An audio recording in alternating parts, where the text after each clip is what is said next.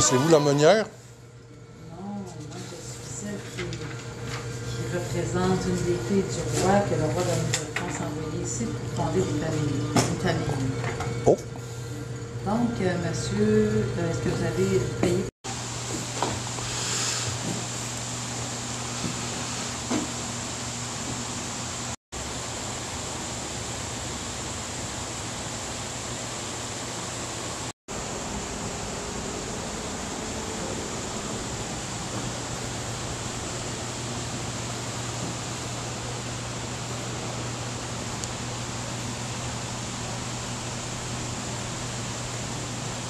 C'est à cause des concessions de terre qu'il y a eu à cette époque-là. Bonjour aux nouveaux arrivés. Oui. On a juste un petit bout fait, si vous voulez le voir. En 1830, il y avait au-dessus de 4000 âmes sur la seigneurie des Aunelles. Comparativement aujourd'hui, pour la même superficie de terre, on est à peu près 1800. Ça fait une méchante différence. Hein? Et savez-vous pourquoi il y avait plus de population à l'époque? De grosses familles. Parce qu'à l'époque, il n'y avait pas de télé, on se couchait de bonne heure. La première, c'est la dénivellation des terres. Vous savez, où il y a beaucoup de montagnes, c'est moins cultivable. Généralement, il y en laissait plus grand. Et la richesse du Seigneur. Le Seigneur qui était plus riche, ben, c'est comme aujourd'hui, quelqu'un qui est riche peut en avoir grand pas mal. Hein? Et la grande, comme vous voyez sur la rive nord, la 26, celle-là est spéciale, est très grande. Ben, c'est les terres du séminaire de Québec. Vous voyez pourquoi elle était grande? Oui. Aujourd'hui, les terres du séminaire existent encore, mais ça a foulé au lavage, ça a rapetissé pas mal. Puis, derrière les seigneuries, vous voyez tout ce qui est en blanc. Ça, c'est les cantons. Quand les Anglais ont pris possession de la Nouvelle-France, les seigneuries existantes sont restées et toutes les nouvelles terres, c'était des cantons. Sur les cantons, on parle de colons, on parle plus de censitaires. Et les colons possédaient les terres. Les terres étaient à eux autres. La division des terres n'était pas pareille non plus. Tandis que sur les seigneuries, les terres appartenaient aux seigneurs. Les censitaires n'étaient pas propriétaires de terres. Ils étaient locataires. D'accord? Bon, maintenant, avez-vous des questions là-dessus sur les seigneuries ou les cantons? Donc, ils payaient une taxe pour leur bout de terrain aussi, pas juste oui. Pas juste pour vous. Non, c'est ça. Ils payaient la rente et l'essence au manoir. Avec chaque année. Une fois par année, à la Saint-Martin. À la Saint-Martin? Ça, c'est quand? Les derniers hérités des Mévilles de Chambre. Ah oui? Ah oui? Parce qu'il y avait une héritière, Mévilles de Chambre. Elle est partie en 1960 du manoir, vers les années 1960. Parce qu'elle était rendue toute seule, son mari était décédé, puis ça coûtait trop cher à entretenir. Ça fait qu'elle a tout simplement barré la porte et est partie. Et après, c'est sûr, il y a eu du pillage de fait ici. Ils ont tout pillé le manoir parce qu'il était comme abandonné. Il y avait le manoir. Ah ouais? Ils ont même arraché les marches d'escalier pour monter parce qu'il était en bois de cajou. Bon, c'est bon. Ça a environ 1 km de long pour un petit peu plus d'un demi-kilomètre. Pour vous situer, ici à l'intérieur du moulin, vous avez la petite maison au toit rouge qui est juste devant, regardez, on peut la voir par la fenêtre. Ça, c'est la maison du meunier. La maison du meunier, elle, était bâtie à la fin des années 1900. Mais auparavant, le meunier demeurait à l'intérieur du moulin. Donc, il y avait les logements du meunier dans le moulin. Il vivait avec sa famille. Avez-vous remarqué ici, sur l'étage, il y a 2 escaliers. Juste où on est ici, il y avait des murs. De ce côté-là, salon, cuisine, chambre à coucher au 4e étage. L'autre partie du 4e servait pour l'entreposage du homme fait bâtir le manoir. Après la visite des bâtiments, les gens peuvent se promener librement sur le terrain. Il y a beaucoup de petits sentiers, il y a beaucoup d'essences d'arbres. Et pour ceux qui aiment les fleurs, il y a des petits coins pour ceux qui aiment les fleurs, on a un peu pour tous les goûts. Et normalement, qu'est-ce qui vient alimenter le moulin? L'eau. Les cours d'eau, il y en a 2. On a le ruisseau Le Bras avec un barrage, et de l'autre côté, on a la rivière Ferrée avec un 2e barrage. Le ruisseau Le Bras, c'est pas un gros affluent. Et vous savez, au Québec, non. L'hiver, non, même pas.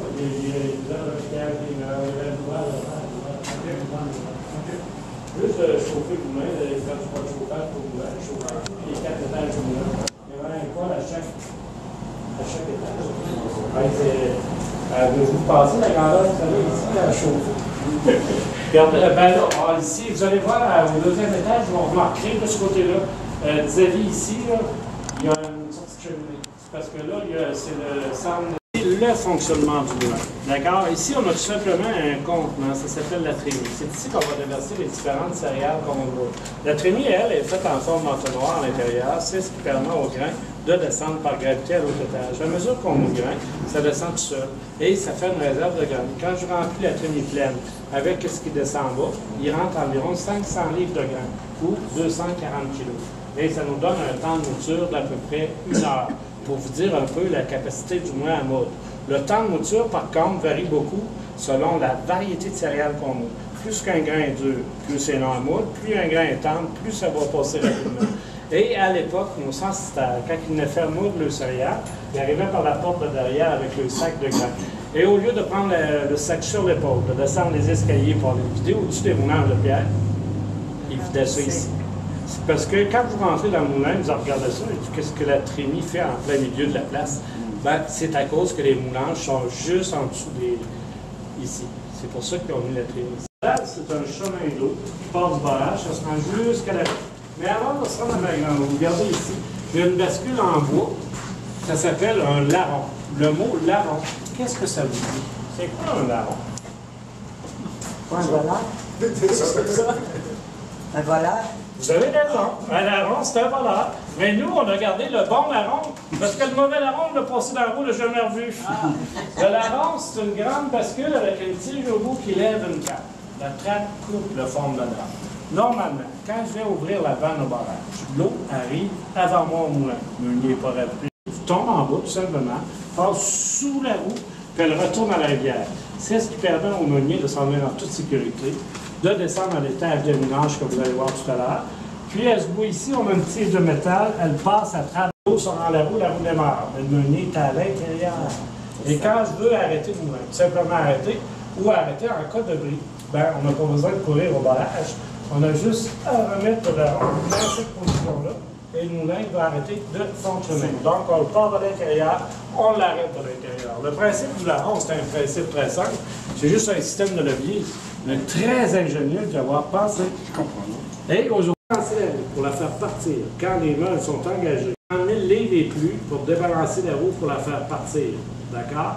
La roue elle-même mesure 24 pieds de haut par 6 pieds de donner commandement au manche de pierre. Mais là, présentement, le pignon, il n'est pas à sa place. On l'a reculé pour démancher la couronne. Et le modèle de roue qu'on retrouve ici, c'est le modèle de roue qui prend le moins d'eau parce qu'elle fonctionne avec le poids de l'eau, non la force du courant. Et la roue pèse 11 tonnes. C'est son poids et sa grandeur qui donne son énergie. Plus une roue est... Peut-être que ça va fonctionner. Oui, parce qu'on a fait des demandes de subvention. Tout ce que vous voyez sur la maquette que vous avez vu tout à l'heure, ça a été accepté au provincial. Il reste le fédéral. Si le fédéral embarque, la roue va être refaite pour donner. Là, ce qui est arrivé, elle avait le temps de sécher un peu la nuit. Moins sèche. C'est ce qui fait que la roue se détériore plus rapidement. Je retourne en rivière. Parce que l'eau, nous, l'eau, on prend tout dans la rivière, mais on la remet.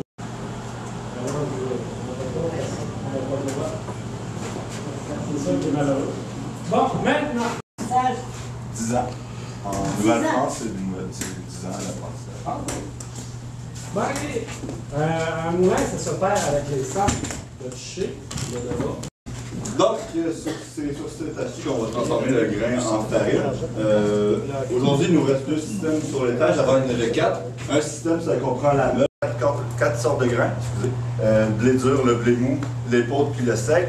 De l'autre côté, on fait sarrasin noir, sarrasin vert. Okay? C'est pour ça que le bulletot est un peu plus petit, c'est pas la même sorte de grain. Question à cette heure pour vous autres, voir si vous avez bien écouté en haut. Le contenant en fond d'entonnoir où on laisse le grain. De retenir le grain. Parce que je veux pas que le grain descende tout d'un coup entre les meules. Sinon, ça bloque les meules, ça pourrait même casser les engrenages.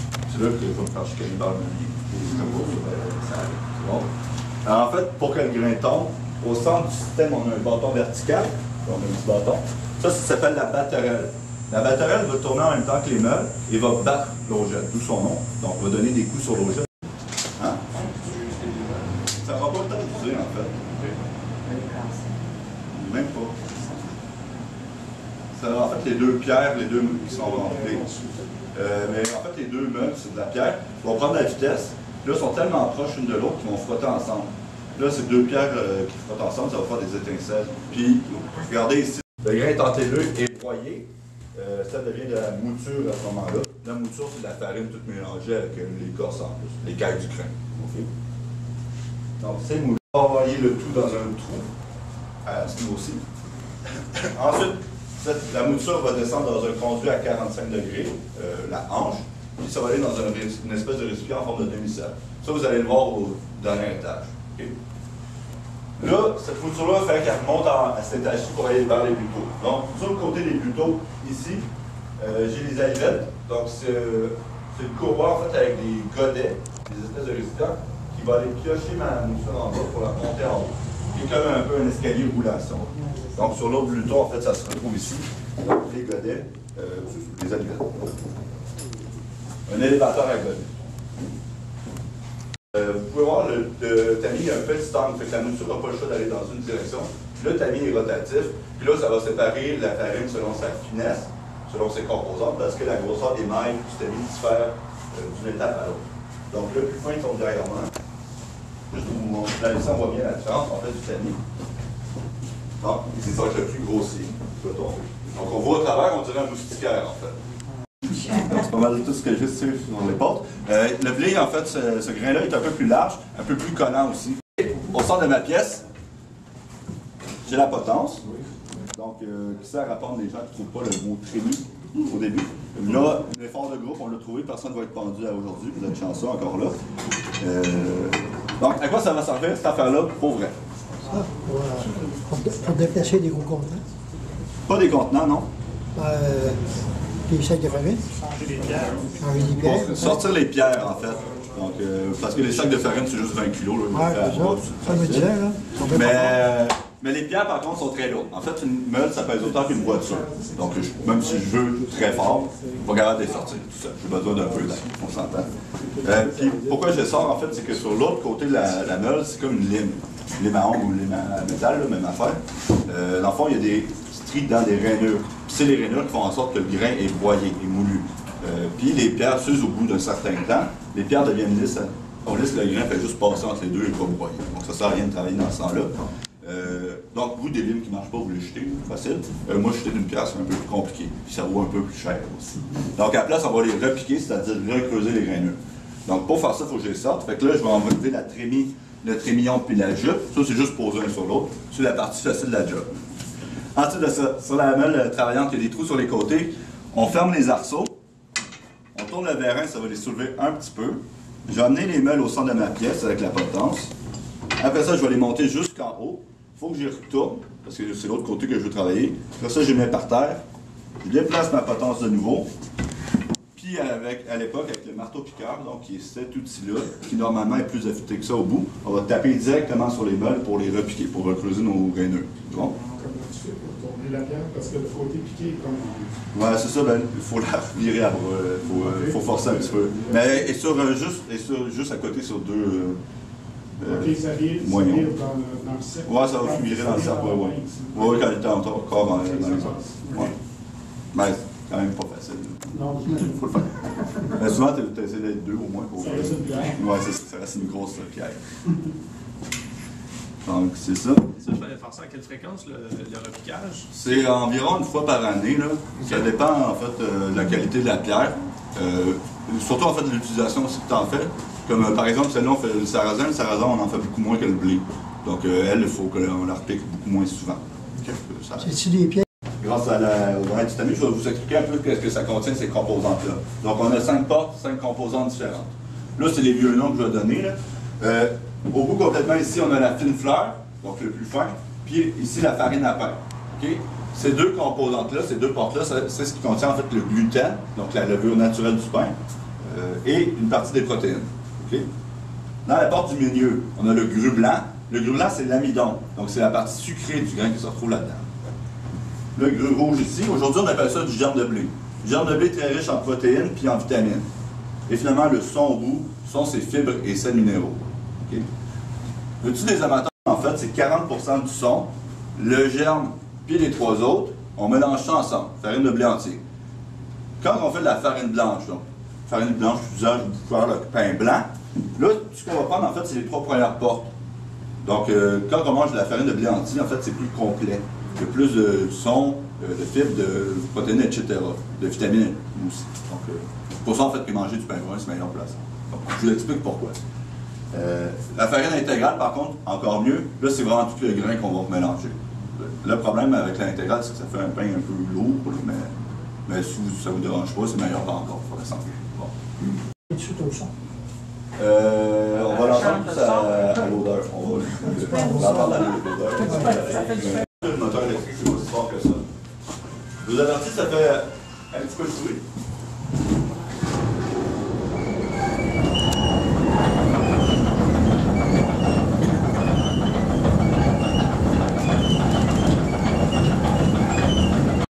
Pour ceux qui sont proches, on voit le filet de grain qui tombe assez régulièrement. Donc, comme un escalier là. Donc, la mouture est là. Et à l'intérieur du plutôt, c'est ça qui se passe. Donc, toute notre tamis-là, et là, la farine tombe et s'accumule sur le dessus des corps. On voit ici un petit bâton qui tape sur le tamis. Ça s'appelle le babillard. Le babillard, il y a 2 utilités. Je vais vous laisser chercher et voir à quoi ça sert.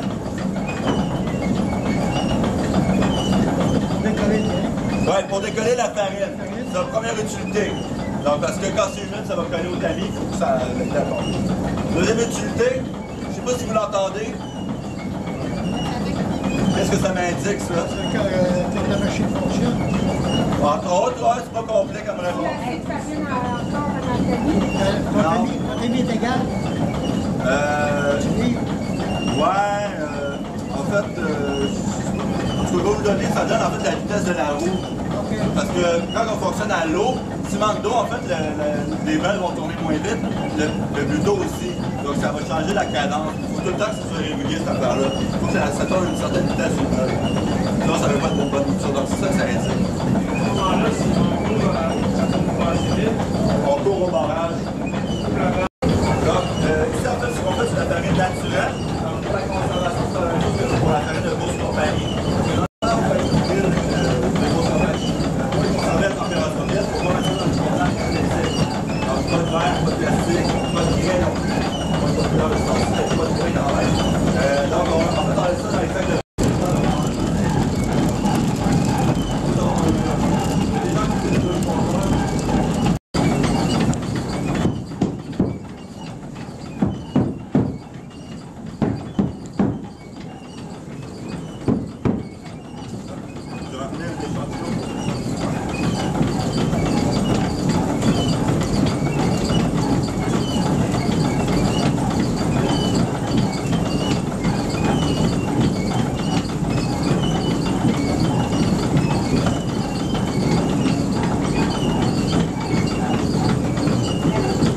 la plus blanche, le plus fin, et là, c'est ça, les 5 composants. Le son, le plus gros aussi.